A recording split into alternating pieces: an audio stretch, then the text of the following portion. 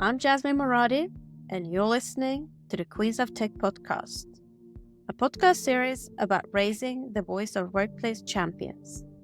60 plus questions in around 30 to 40 minutes with women, women of color, non-binary, and transgender influencers about their journey into STEM, science, technology, engineering, and mathematics. I started the Queens of Tech podcast initiative in May 2022 because I would like to retain more women, women of color, non-binary, and transgenders in the tech industry. Talent is out there, but our work environment needs to improve for all to feel safer, stay authentic, and to be valued for our contributions. My vision is to raise the workplace ecosystem for all in tech by killing the imposter syndrome, stopping bad behavior, and increasing equity opportunities. Each podcast talk is built around 60 plus questions regarding upbringing, education, career path, DIB, and future advice. My mission is to bridge the gap between schools and workplaces by getting into the heart of my guest's personal life and career journey to inspire other girls, women, women of color, non-binary, and transgenders to unleash their full potential to reach top leadership roles in the tech industry. My goal is to raise the voices of tech champions around the world and together with companies, investors, and politicians, raise the challenges and opportunities around equity, inclusive, diversity, and belonging in our workplaces. Enough is enough. I would like to enforce companies to build a sustainable, inclusive culture to retain diverse talent so we keep the workforce power equity to continue building future diverse and inclusive products. Representation matters. Your voice matters. In this episode, I'm very glad to welcome my guest, Tech Queen Solona Hollis, Senior Director of Science Strategy at Leading Educators. Hi, Solona. Hi, Jasmine. I'm so happy to be here. Well, I'm very happy to have you joining us. How are you today? I am very well and very excited to dive right in and talk to you today. Well, I'm glad to hear because I'm excited to get to know you. So now let us dive into your journey into STEM. Hope you're ready for the Queens of Tech 60 plus questions. Let's go for it. Let's warm up with a few fun facts about you. How would you describe your personality in 3 hashtags? Hashtag quiet, hashtag unsuspecting sense of humor, and hashtag crafty. How would you summarize your life in 3 sentences? I would say a life full of joy, a life full of adventure, and a life that has been more of a hidden figure. And what kind of music stimulates and motivates you the most? Oh, I love old school R&B. What's your personal motto? Give it everything you've got until you can't give it anymore. What is your favorite book? I have a number of favorite books, but I would have to say The Alchemist is my favorite book. And what is your favorite podcast? Favorite podcast? Queen of Tech. Thank you very much. Mac or PC? Oh, PC. Say something interesting about you that most people don't know. That I actually really am, even though I am more of a physical science person, I have had a lot of animals in my house. What kind of animals, if I can ask? Sure, we have dogs right now, but we've had red ear slider turtles. We've had fish. We've had birds. We've had guinea pigs. We've had rabbits. And we've had a naked mole rat. What would you say is your hidden talent? I really do like crafting. And so it becomes the thing that I really lean into the most. So I love to sew. And if you were to write a book about your life, Savannah, what would the title be? No longer a hidden figure. Great start. Now, let us dig deeper. Our childhood has a profound effect on our adulthood. Our early experiences shape our belief about ourselves, others, and the world. Now, I want to discover your childhood. Where did you grow up, and how did it shape your early experiences? Awesome question. I grew up in Southwest Atlanta. I live in Atlanta, Georgia. And I would say my childhood played a very integral role in who I am as a person. My parents were, by all accounts, trailblazers of their own. And I think to this idea of being hidden figures, we more recently have like talked as a family about what some of the things they experienced in their migrating to Atlanta look like. They were the first in their families to move outside of the places in which they live and had been born and raised. And they were the first African American couple to integrate the neighborhood in which I grew up. And so, by all accounts, my parents believed that you didn't allow things to be limiting factors for you. They pushed us to be great in terms of thinking about ourselves and seeing that there were endless possibilities of who and what we could become in life. It was never a question of were you going to go to college? It was more about when are you going and where are you going? And what was your dream job when you were a child? My dream job, actually, I wanted to be a doctor. I wanted to be a pediatrician. I think everybody in my age group at that time, in my friend group, wanted to be doctors. And then I got to school and realized, like, biology is really not the thing I enjoy. I don't like this dissections. And then when we got to human anatomy and physiology, definitely didn't like being around blood and all those other things. So I realized that, no, it for sure was not probably the pathway that I was going to take, but I did enjoy science. Well, what was your favorite subject in school? Chemistry. What was your least favorite subject? Definitely biology. And what is your earliest memory of technology and the arrival of the internet? Ooh, that's a great question as well. I would say, because I am a 70s baby, for me, first engagement with like internet and things of that nature was probably my senior year in high school and more specifically in college were kind of the first engagements with like computers on the scale of like using it to support learning and things like that. You know, we did video games, we played, and there were like little things you could do. But of course, it was that dial up connection for the internet at that point, not the super fast internets that we have now, for sure. Right. And these huge clunky computers, that was the other thing, like with a very little screen. So those are the things that I remember most about my first engagement with technology on that level. I do recognize that myself. And which were the three first technology gadgets you owned, and how did it influence your interest in tech? Yes, cell phone, of course, was that first one, and it was the one that looked like a handbag that you zip up and you carry around with you. Definitely that one. That was one of the first gadgets. A pager. That was another one. And outside of like the graphing calculator, that was probably the only other thing that I was like overly excited about. And during that period of time, who was your female role model growing up, and what about her inspired you? I would have to say at that juncture in my life, I was a huge Oprah Winfrey fan just because Oprah Winfrey was like trailblazing in media and was like this image of what it looked like to be a professional woman, kind of like breaking through the glass ceiling. You know, she was like first woman to have like a prime time, talk show and all those things. And it was like, while I knew from my personality, I'm much more of an introvert. I'd never want to do that for a career, but it was very inspiring just to see a woman doing something that she was passionate about and breaking through like these glass ceilings. So, how do you think, based on what you said, where you grew up and the school you went to and the generation you come from influence your education and career choice? Oh, absolutely. That is a great question. I would say it greatly influenced me in the sense of not feeling like there were barriers. My mother, in particular, was very heavy on this idea that you are going to be the first to do some things. And I believe that you're going to be the first. Can't say that my dad wasn't that person. He was equally that person, right?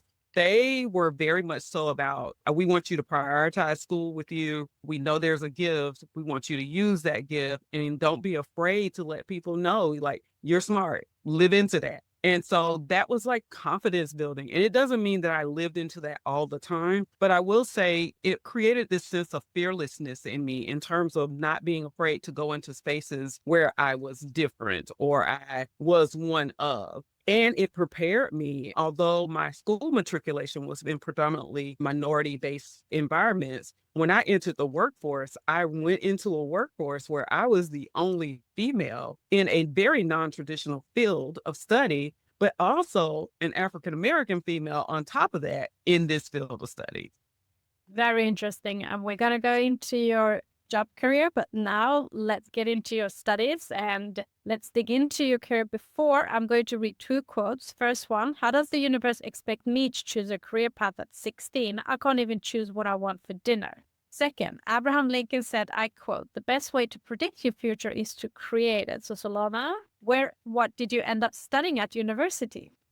I ended up studying chemistry. I started out as a pre-med major, but I ended up deciding I actually just wanted to do just straight chemistry. Where I went after that, I wasn't completely sure just yet, but I studied chemistry. During my sophomore year, had an incredible chemistry teacher that really was motivated, number one, to see the number of females deciding they wanted to major in chemistry in a department that was predominantly dominated by men. And so it was 5 of us, and he kind of took us under his wing and really mentored us and kind of ushered us into this idea that chemistry is a field that we should go into. The sky is the limit. He was a scientist originally from NASA and decided to come and start working at the university I attended. And it was the most rewarding experience I had in terms of seeing, number one, a person of color doing something that I was really passionate about and willing to kind of like support me in pursuing that dream and creating the space for me to engage with other people of color who were equally passionate about chemistry, taking us to other universities to see what this looks like beyond our sphere of engagement in a chemistry department. I attended a historically Black college in New Orleans, and having partnerships with larger, predominantly white institutions in that same city, being able to go and interact with and find teammates and partner and collaborate with students at other universities was probably one of the best experiences I had and actually prepared me for my journey in the workforce.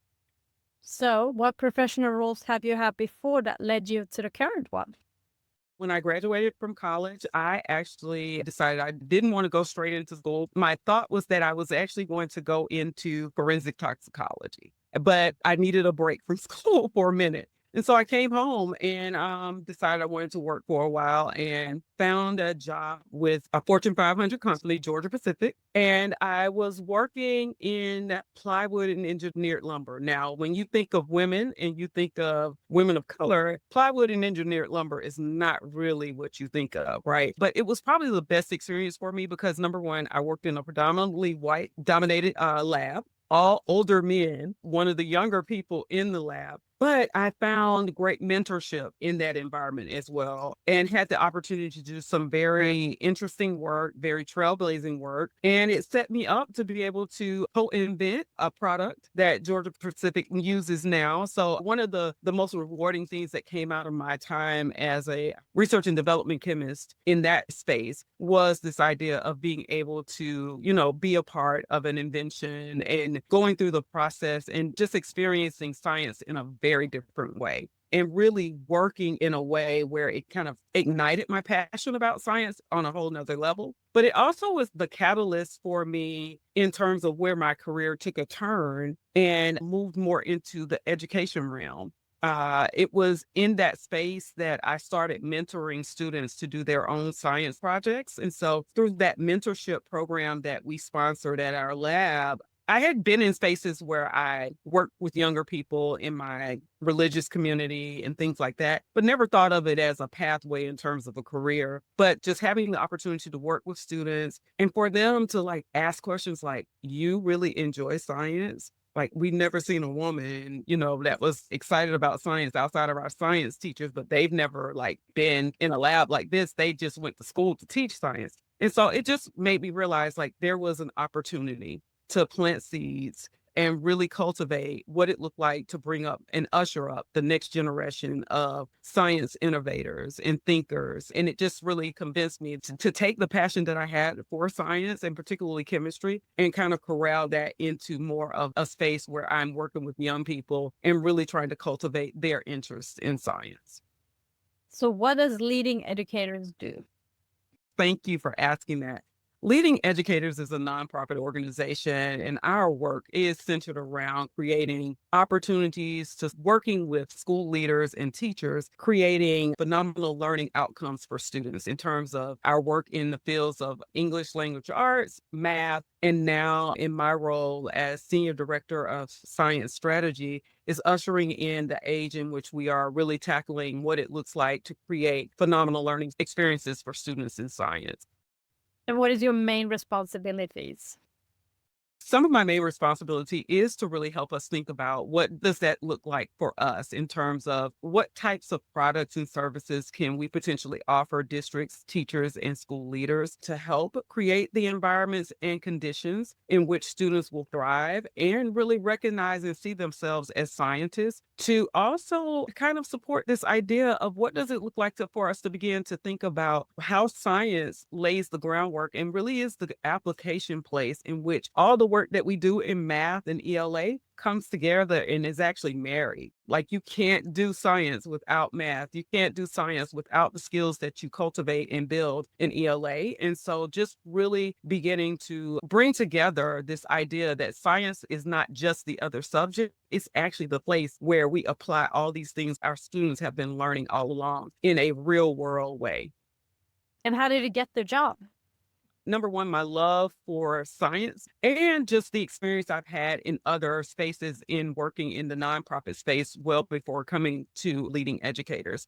I have been in the nonprofit space in supporting education and supporting teacher development, leader development, and things of that nature for a very long time. And this is kind of like I'm entering in almost my 11th, 12th year in the nonprofit space in this way. And it just kind of like was a natural progression for me because I went from working with students to working with teachers and eventually working with school leaders and state leaders as it relates to students, building out programs that support coaching of teachers, particularly teachers who come from alternative backgrounds, meaning they've worked in private industry and now they want to bring their expertise to the classroom.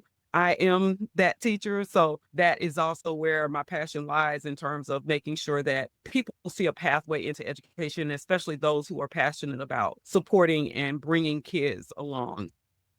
And what does a typical workday or work week look like for you? Oh, it truly varies. So a lot of my work right now is focused on our initial program launch. And so we are launching our Next Generation Science Educators Network. And that network is focused on bringing school leaders, system leaders, and teachers together to really think about what are the systemic changes that need to occur at all levels within a school district in order for us to have sustainable, high quality science instruction for students. Meaning, like, what is the training that teachers need to have? What is the training and knowledge that our leaders need to have in order to have this culture of coaching and support for teacher development, but also ultimately setting the stage for students to be much more successful when it comes to outcomes in science. So a lot of my work right now is visiting school districts, doing classroom observations, and really understanding the context of districts. I most recently had a very interesting visit to Oregon, and where I had an opportunity to visit very small districts that are very rural, where there's only one science teacher who supports 7th through 12th grade. And what does it look like for us to build out services that bring teachers from across the country who work in isolation on an everyday basis together to actually experience professional learning, to have thought partners, and to work and develop their own craft in a way that I've been afforded over the course of my career. And I love the quote, choose a job you love and you will never have to work a day in your life. Solona, what do you love the most about your role? I love the fact that this is an opportunity for me to influence the next generation of how we support students coming into this science space. I just think it's a missed opportunity that more students are not excited about science. And it saddens me sometimes when I hear adults say, well, I'm not a science person. How can you not be a science person? Every day you wake up and anything that you touch, you are experiencing science. So true. And what has been the best experience you've had in your current role so far? Any examples you can share with us? Probably one of the most impactful experiences, again, would be this trip that I recently took to Oregon. A lot of my context in terms of where I've worked have been more in the southern states And I've had a lot of experiences in like Georgia, Tennessee, Louisiana, places like that. But to go to the West Coast of the country and really be able to learn and understand the context and the unique needs of teachers and leaders who are working in really, really small districts where they have maybe a total student population of 400 students. And that teacher is the only teacher who's supporting the vision for science for students in K-12, but more specifically, their work in the classroom is centered around 7 through 12, how to really build an umbrella of support that allows them to be seen and heard and to recognize that there are opportunities that they're missing out on because when they're not in the building, it impacts not just one classroom or one set of students. That's several grade levels of students who are missing instruction. And so how can we create opportunities for them to get high quality professional learning, have access to resources and things of that nature? So that fact finding mission has probably been the most impactful in terms of my career in my current role. And it kind of feeds my desire to be a change agent in terms of supporting science teachers as a whole, but more specifically, teachers who are in these contexts where they are the one-off teacher and they don't have an umbrella of support readily available to them. And I can definitely hear your passion and this is your mission, but what is the biggest challenge that you've encountered so far? Well, I will say the biggest challenge is always you want to have like unlimited funding to do all of these wonderful things, right? And just we're in a climate where the funding may not be as readily available. And so there are just these pushes to think innovatively about how to connect with private industry to create opportunities such as these for teachers. And what does that look like? And, I want things to happen overnight and I'm very ambitious about what I want to accomplish. And I know that, sometimes you have to be willing to take the baby steps to accomplish the larger steps. And what do you wish everybody understood about your role? That it is igniting and exciting people about science, both internally in our organization, but also externally. Because in the education climate, the major core subjects that you hear about all the time is ELA and math. Very rarely do you hear about science, but if you hear about science, it's generally about STEM. And when we talk about STEM, it's mostly about robotics. In the world of science and STEM, it's so much more encompassing than just robotics or just our core disciplines of chemistry, biology, and physics. It is so expansive, and there are so many opportunities for our students to not just be college ready, but to also be career ready. And I think those are the things that I am hopeful that I am a good champion of and a good steward of in terms of this role and being able to elevate why it's important. And what is the one common myth about your professional field that you want to disapprove? I would say the myth is that all scientists are nerdy. We're not all nerdy. We have a lot of hobbies and we love doing a lot of creative things. So yes, there is this nerdy side to me for sure. And definitely I get really excited about talking about phenomena-based science and what that means and asking questions and being inquisitive. But there are also these other things where we're very multidimensional people. And what is it that you love about working in the STEM and in the tech industry itself?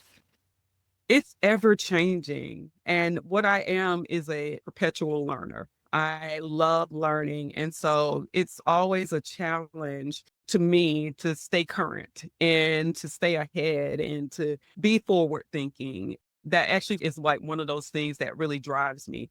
I'm always consuming information and processing through that and seeing where does this apply? How can I roll this into things that I'm thinking about? How does this push us forward in our vision for what we want to accomplish more long term? And you mentioned earlier that Oprah Winfrey is your role model. And of course, I have a quote from her. So Oprah Winfrey said, I quote, think like a queen. A queen is not afraid to fail. Failure is not a stepping stone to greatness. So Solona, what has by far been your biggest achievement in your career? According to my son, he would say it's the patent.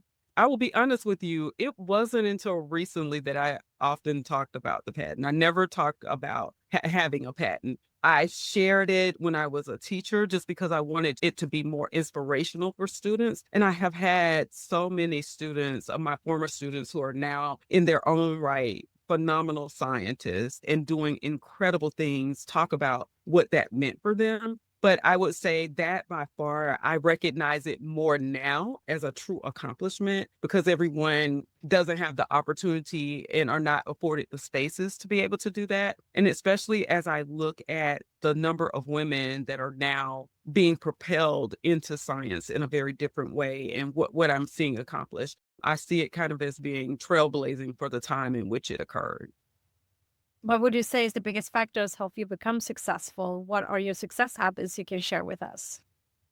I would say one of the greatest things is just discipline. I can become very laser focused on things, especially things that I'm passionate about, and being able to understand. I'm a puzzle person. I love like puzzles, logic puzzles, and things of that nature, physical puzzles as well. And so it's this idea of like there's always this mystery to things. There's always something that you are trying to solve, a problem. And so those are the things that kind of drive me and kind of center me as it relates to my work because I'm always trying to figure out, well, what's the problem that I'm trying to solve and how do I take these steps? And so if I can figure out the pattern or the cycle or the steps, for me, that's an accomplishment and I'm winning. So it drives me in that way. And it also like centers me in terms of like breaking things down into these bigger buckets and where they fall.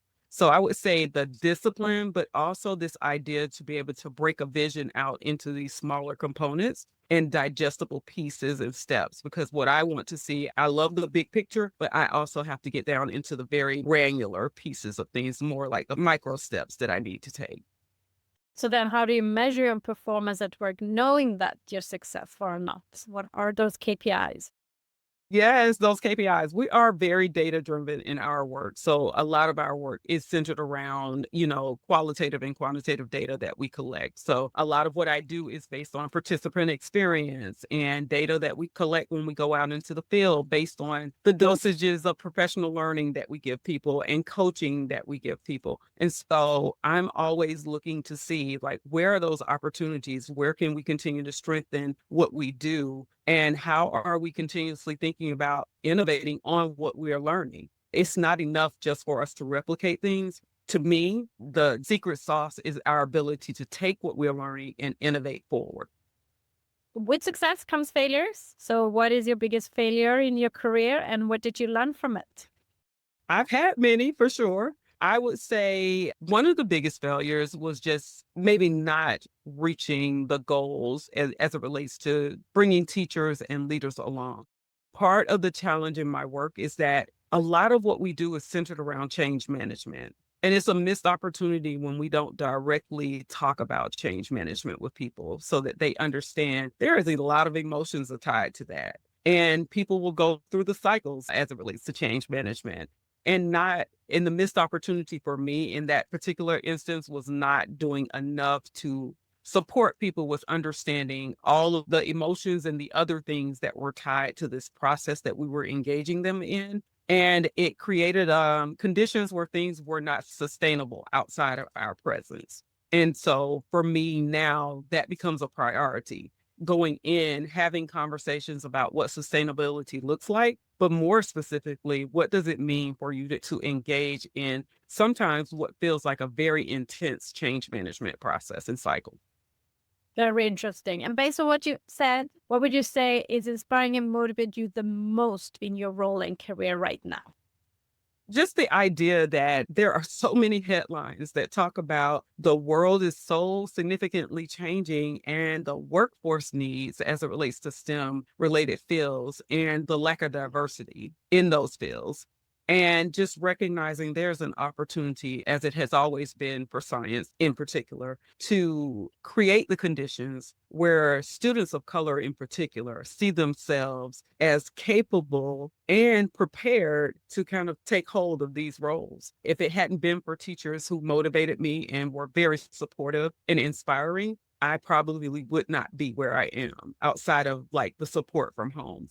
I definitely had the advantage of seeing and having teachers who told me and continually fed into me this idea that the sky was the limit and there's nothing that's going to stop you. Don't allow yourself to be held back because you're afraid to go into spaces where you may not see someone who looks like you.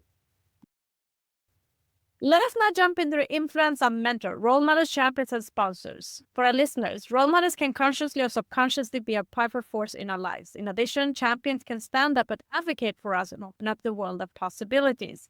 Sponsors match emerging talent with leaders and influential employees who can help us move ahead in our careers. So, Solona, do you have a mentor, champion, or a sponsor today? I do. I've had several, and there's one that actually really comes to mind in this conversation. I will never forget this gentleman just because he played an integral role as I transitioned from private industry into education. His name was Dr. Ninen. He is now deceased, but he was the chemistry teacher. He was the advanced placement chemistry teacher in the building in which I began my science educator career. And I will never forget just how, number one, passionate he was about science and creating an environment where students truly lived into doing science. Because one of the challenges for me when I came into education, I didn't have education courses. So, of course, my mindset was never on this 1, 2, 3 of teaching science. Science for me was living it because that's what I had experienced in private industry. And he just always pushed me in not doubting that how I was thinking was the right way to think about it. And that there would be a space eventually where it would be a broader conversation about why we needed to make a shift in how we were teaching science at that time. And so I appreciated that because it really did affirm what I thought to be true and needed to be true for students in order to bring them along in this process, but to also ignite their passion and curiosity about science. Is that we in private industry never solve problems by going through this like 1, 2, 3 of a scientific method. It was more of what are the questions we have and how can we go about testing and investigating these questions? So, over a period of time, and I taught for a very long time, I began to see the shift in the conversation as it relates to how we taught science. Because if there was a need for us to move to a place where our students were thinking more critically, they were learning to collaborate and think about problems in the broader scheme of the context in which they lived, in the world in which they lived. And there was a greater push for that in science. And I attribute a lot of the creativity that I brought to the classroom to Dr. Ninen because he just was always affirming that you will eventually see that the way you're thinking is going to catch on. It's going to become a larger conversation than it did. Well, thank you very much for sharing his memory. And history shows that it's been more common for men having mentor champions and sponsor in business than women. So you're very lucky. So how important do you think is to have a mentor champion and sponsor through one's career? Absolutely. I think it's imperative. I think there are missed opportunities when a woman enters into a number one, a field that historically you don't see a lot of women or a lot of women that look like them. And it is important just from a support mechanism. A lot of times when you're in spaces where you're one of, it is so important to have someone else who sees you and hears you because you're navigating spaces where you're often clamoring to be heard and seen because historically your voice has not been one that has been at a table and people are learning how to navigate you being at a table. And so having people who have been in a field and have navigated some of the same challenges and obstacles and being able just to provide some realistic guidance is helpful. I think sometimes, we turn to these things and think, we get the kind of like these real glossy, if you do these 3 steps, this is going to magically make things different. And in the real world of work, navigating spaces can often be very complex. And I think it's important to pour into people, especially younger people coming in to a career, pouring into them because they are the next ones to take the work that you're currently doing further. And so that's the way I look at it. It is not a crime for me to share my experiences and to help build up the next bench of leaders as it relates to in science education as a whole. Let's now move on to leadership. Adena Friedman, President and CEO of Nasdaq, said, I quote, empowering those around you to be heard and valued makes a difference between a leader who simply instructs and one who inspires. And Shirley Sandberg, ex-CEO of Facebook, said, I quote, leadership is about making others better as a result of your presence and making sure that the impact lasts in your absence. So, Solona, what does leadership mean to you? Leadership for me means creating the condition where people feel like they can thrive, grow, and see themselves from not just in the short term, but the long term. It's not about having the heavy hand, but it's giving the space for people to bring their ideas and to cultivate those ideas. Because I think maybe my science background just leaves me in a space. There's more than one pathway to a solution. And so maybe my thinking may be one way, but if a person's coming with a different perspective and a different lens, why isn't it that we don't give them an opportunity to try that? And, what do we learn in trying it a different way? And so it's always the space of creating opportunity for people to thrive as their best self and to be able to show up authentically in their work. Because I think you get the best work from a team when they're able to live into their strengths. And what distinguishes a good leader from a bad leader? What distinguishes a good leader from a bad leader is just the inability sometimes to acknowledge that we all have places to grow and being transparent about what your own growth journey is like. Sometimes when you are leading, you feel like it's imperative to have all the answers or to be the expert in the room, when the reality is I don't have to be the expert in the room. I just have to facilitate the conversations that bring us to consensus on what the right pathway or what the most viable pathway is. And who would you say is your favorite female, non-binary, or transgender tech leader, and why? I would have to say there is a former classmate of mine. Her name is April Chrysler, and she is kind of a trailblazer in her own right. Not only is she like thriving in the tech industry, but she's also thriving in other areas in which she's passionate. She has not been afraid to be a learner and an explorer. And I have kind of like loved behind the scene her passion and seeing her thrive as it relates to that. She now owns kind of like this women's football league here in Atlanta and has just recently launched her own brand of vodka. And so like all of those are just like very different endeavors, right? But it just really speaks to her ability to kind of lean in to the things that she's passionate about and not allow no to be an answer. And that's the person I do want to be. I don't want no to be the thing that stops me from going for what I really want. How would you describe yourself as a leader? As a leader, I lean into this idea of being very human-centered as it relates to leadership. I believe it's the people that are the core of what we do. And if the people are not well, then the work doesn't go well. And so for me, I believe you have to be a person that is the glue for a team in terms of having the broader vision, yes, but giving people space to do their work and show up authentically in that work, but also there to support as needed and to offer opportunities for them to grow beyond their roles. Because I think that's the other thing. Sometimes as a leader, we see people and we know they do really great work and they are thriving, but the opportunities to kind of stretch them and expand and allow their wings to stretch are not always presented. And I think as a leader, it's imperative for me to think about where are the opportunities to give that person an opportunity to kind of do those solo flights and really find where they're thriving. As a leader, what values do you prioritize the most? It would have to be just integrity. It's really important as a leader to show up and exhibit integrity in what you do at all times. And probably the thing that I look for most in working with people is how do you show up with a sense of integrity around all that we're doing? What would you say are your 3 strengths and 3 weaknesses? 3 strengths is that I'm a silent observer. I observe environments when I come into the space and I take in a lot of things. So being an observer is a strength. Being slow to respond is also another strength. And I would say being a processor, because I process a lot of information. I'm always looking for the connections as I'm processing information to previous experiences, previous things I've read, previous things I've done. And, how do I marry all of that information? So I think those are the strengths. I would say my weakness is because I am very human-centered, that can be a weakness as well. And so I'm learning what the balance in that looks like. I am also a giver. I love this idea of creating spaces where you are giving back.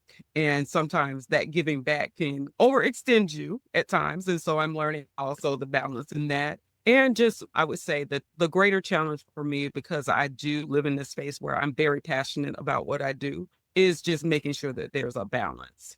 There has to be work-life balance in order to thrive. And so just figuring out what that looks like.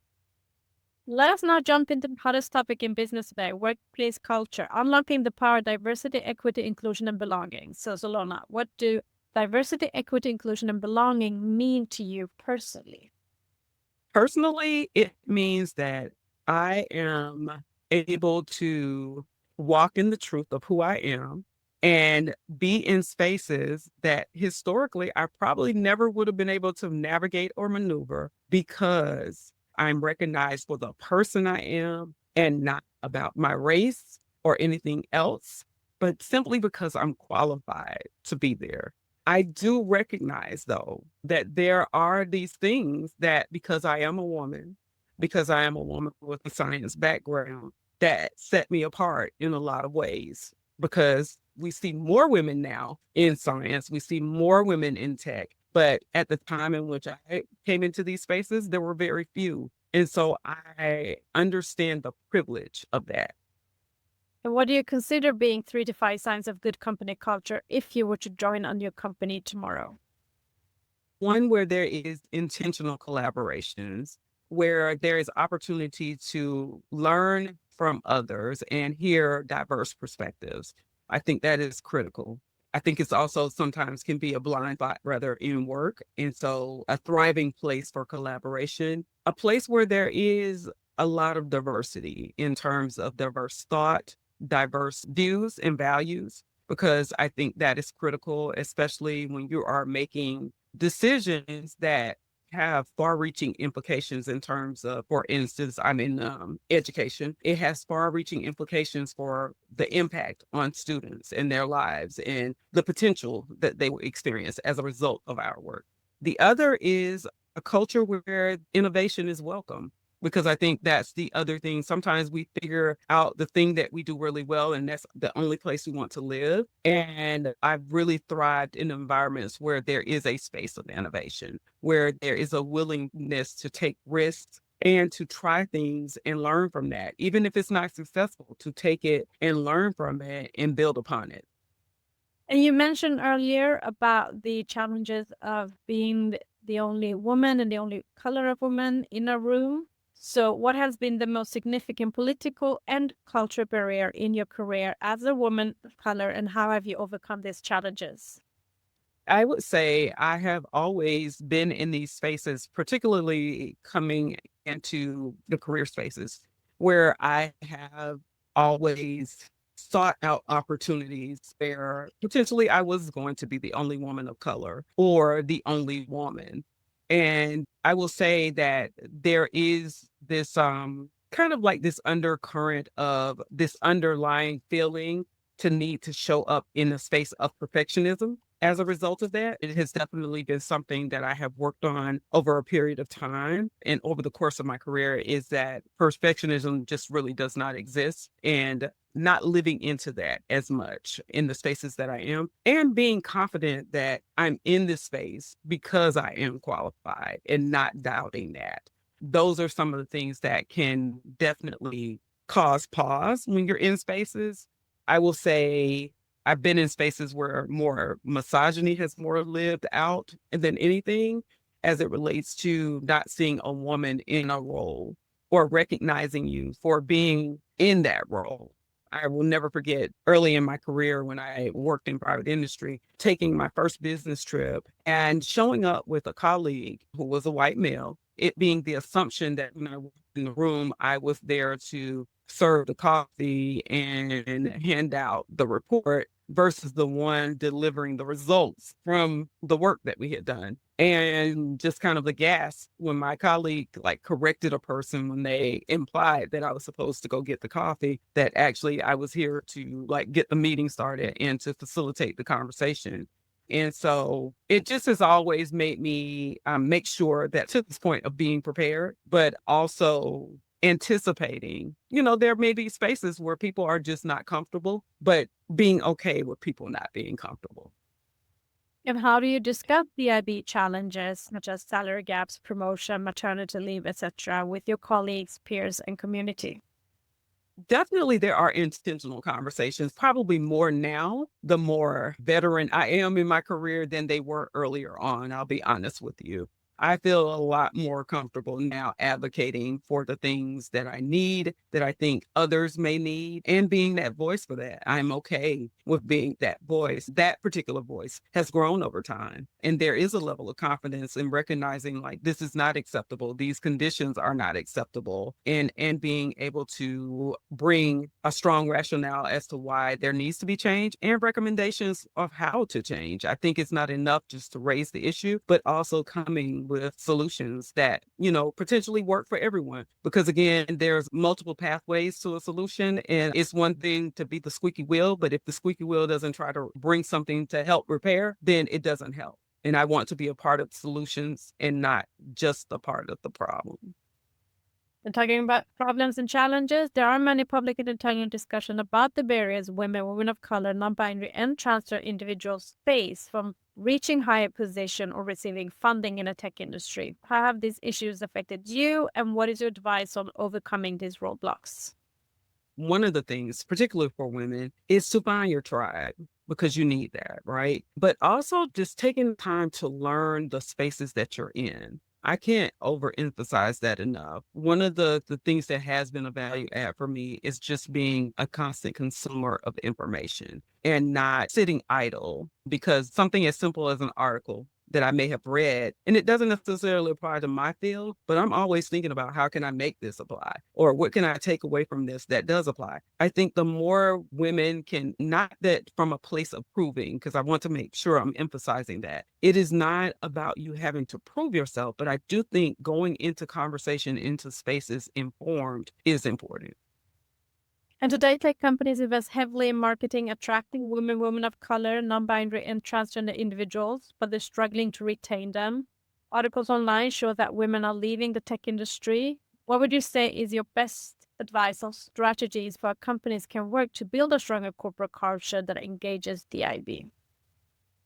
Being open to having very honest conversations about how women are having to navigate the workforce. I mean, that's the starting place. And it can't be just a one-off conversation because the problems are not one-off problems. They are actually things that are very systemic and they are things that are deeply rooted in the culture. And being willing to co-construct what the solutions are. Is one thing for you to have kind of like these focus groups and ask what the problems are. But if you don't bring the same voices to the table in terms of determining and creating the structures for solution, it's still not a win. And it still does not address the larger issue of the systemic things that are more culture based. And what are the things that need to happen to bring the other parts of the staff along in that? Because I think we single out this one group, but we don't have the larger, broader conversation about the implications across the work and what that means, because the work world is very male dominated and male centered. So what would you say are the key challenges of implementing a DIB culture in a workplace and in the tech industry today? Definitely just the idea that it's necessary. I think that's the biggest thing. A lot of people don't see it as being necessary because the belief is that, well, you're here. Yes, I'm here, but I'm not thriving in this work environment for a number of reasons. Why? And unless we are really able to dig into the root causes, that retention factor is going to always be a factor. I just think the idea of places being honest enough to dig into root causes and really attack them head on and honestly is where the challenge comes in, because a lot of people have experienced success creating the cultures where they are creating barriers for people and for groups of people, and they're marginalizing people in the work environment. And why do you think it's important for more women of color, non-binary, and transgender to join STEM and the tech industry today? It is critical because number one, the perspective is needed, right? And it's a missed opportunity because I believe each one of us is a hub for innovation in some way. And if there's only one perspective that's present at the table, then we are definitely going to always have blind spots as it relates to our spaces of innovation, our spaces of refinement, our spaces of continuous improvement, because there's only a singular thought of present. And I think women bring a unique perspective just as men bring a unique perspective. And we need all of those. It's not just one at the table. I feel the very same way as it relates to leadership. There needs to be diversity in leadership. Education tends to be a very female dominant space. We need more male perspective. And how do you think companies will benefit from not just having them as like middle leaders, but actually higher gender representation at C-suite level and boardrooms with a voice?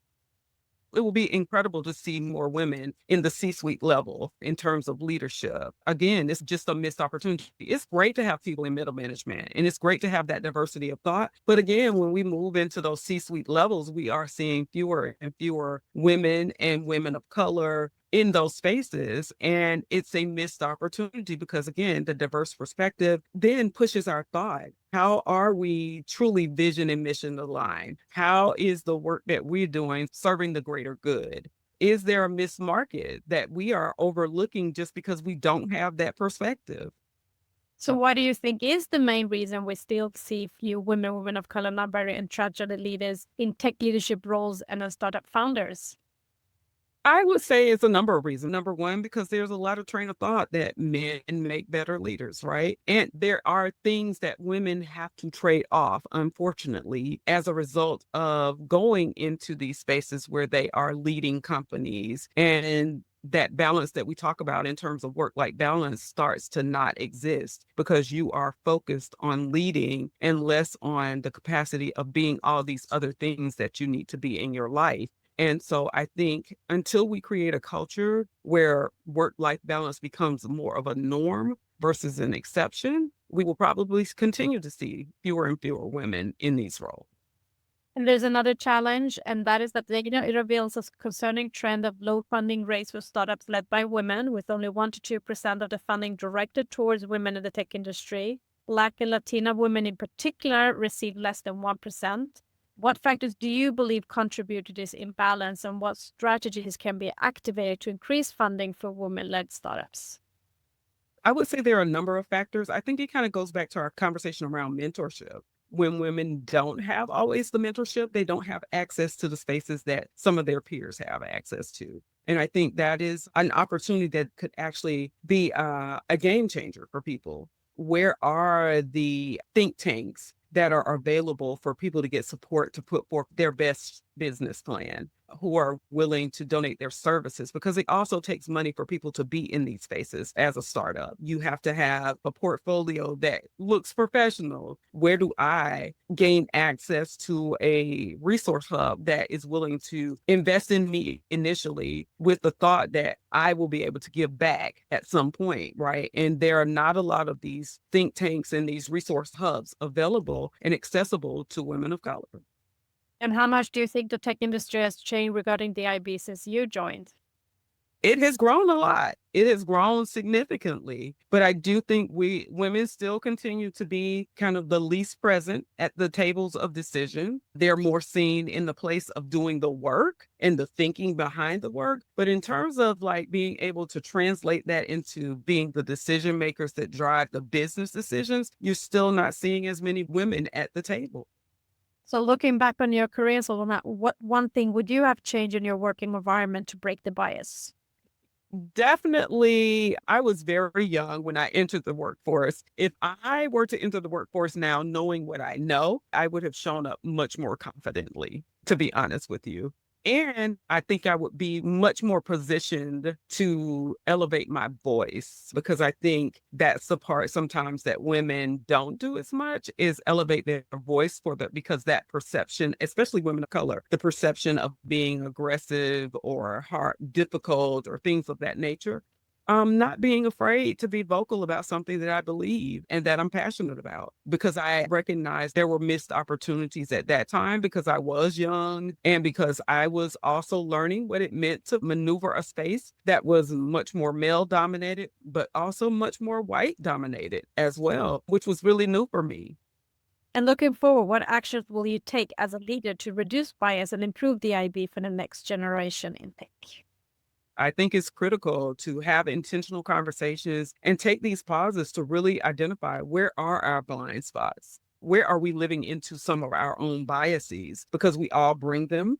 And so, how do we acknowledge them? And how do we identify the implications are for our work if we're living into these biases? I think there are not enough intentional conversations that are built into the work that we do on a day-to-day basis to pause and actually have a conversation about the ways in which bias show up, the ways in which our lived experience also influence how we make decisions. Let's move on to another hot topic in business today, which is work-life balance and mental health. So you undoubtedly have a busy lifestyle. So how do you take care of yourself to maintain a good mental health? It is definitely creating those intentional pauses.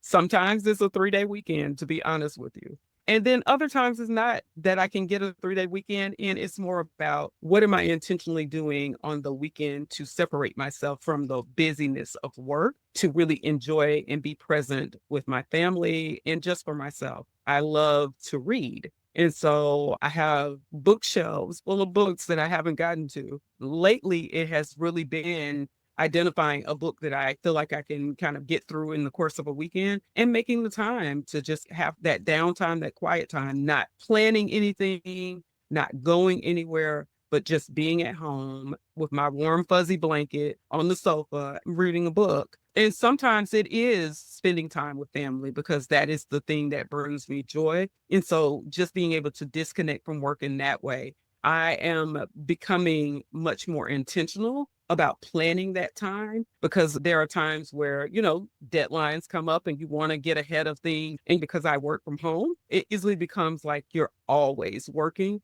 And if the weekend is dedicated to being with family and for myself, then I don't go back in that space until it's time to go back into that space on Monday.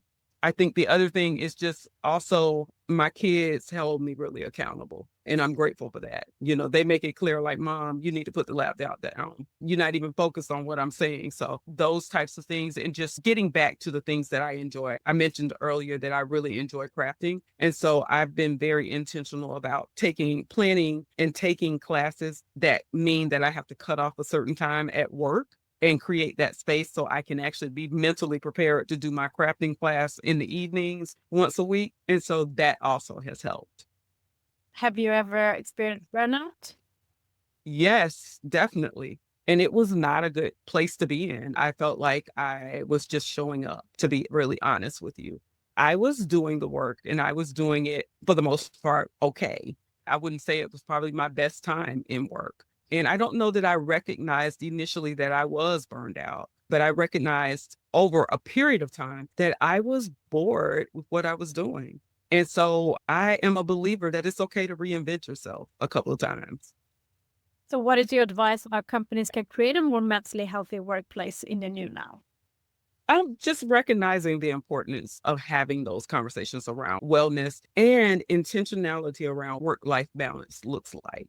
Recognizing that there are things that come up in people's lives that can cause these spaces where they maybe don't feel that they're being as productive. How can you as a manager get to know your people in a way where you can support them in that, where it doesn't become punitive, but more of a support structure for that? And I think that just kind of, again, leads into this idea of being a lot more human-centered. Yes, the work has to move forward and we know productivity is important. But I think if we don't place value on people, it's a missed opportunity because they are the people. They are the ones doing the work. What would you say motivates you every day to get a little better? My oldest son is autistic, and I would say it has truly been inspiring. He's officially 30 today. And outside of my youngest son, they both are my inspiration. But I will tell you, when he was adopted at 9 months old, and we were told he would not walk, he would not talk, he would not do all of these different things. And to see where he is in life And to see him working a full-time job and just thriving as a young adult has been so inspiring to me because there's no excuses. We created an environment in our home where we weren't going to allow this gift that you've been given to be the limiting factor. And so if he can thrive, why can't I thrive? Thank you for sharing that about your son. Very inspiring and so true. And congratulations for him turning 30. Now, let us wrap up with a few words of wisdom and a piece of advice for our listeners. Solona, what is the best piece of advice you've ever been given that helped you during setbacks in your role and career?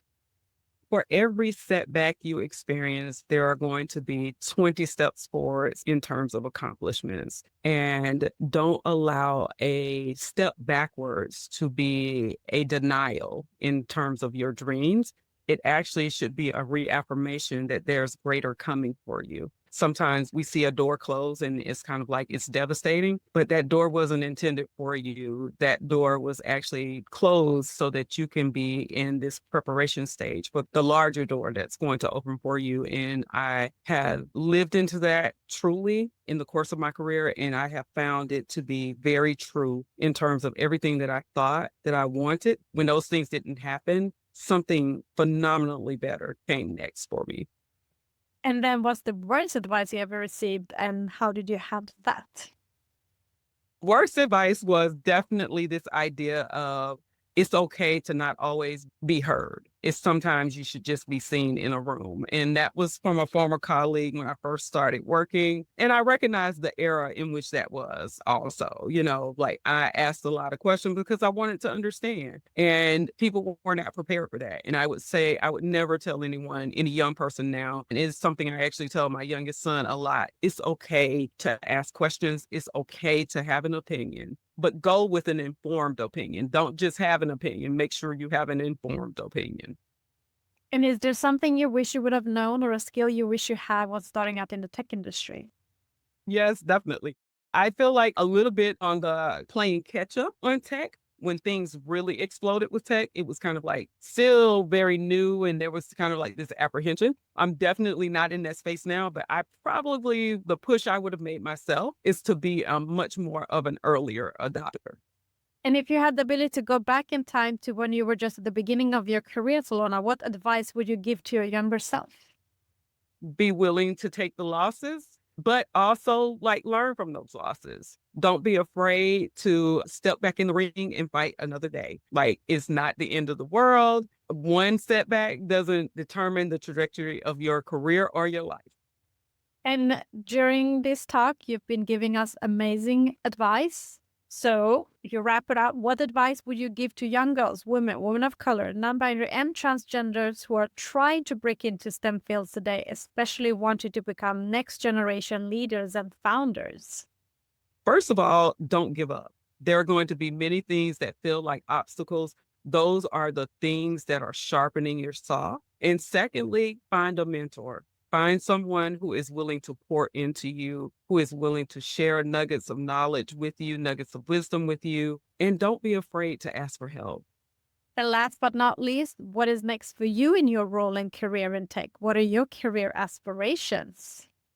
So my career aspirations is to truly, truly be an influencer of science education policy and to help kind of usher in this conversation around how we marry what we are doing in our science classes with how we're thinking about STEM and kind of bridging this career and technical education gap as well, so that it's not a choice that students have to make in terms of their pathway. Am I going to go to college or am I going to do career? Why can't we have the option of both? Thank you very much. It's such an honor to be able to interview you and follow your journey. So thank you for being a guest on the Queens of Tech podcast, sharing your journey will without a doubt inspire change and reshape company culture for the next generation of women of color, non-binary and transgender leaders and founders in tech. Thank you so much for having me. Thank you for listening. For more podcast episodes and to learn more about the Queens of Tech initiative, and to support us, visit queensof.tech.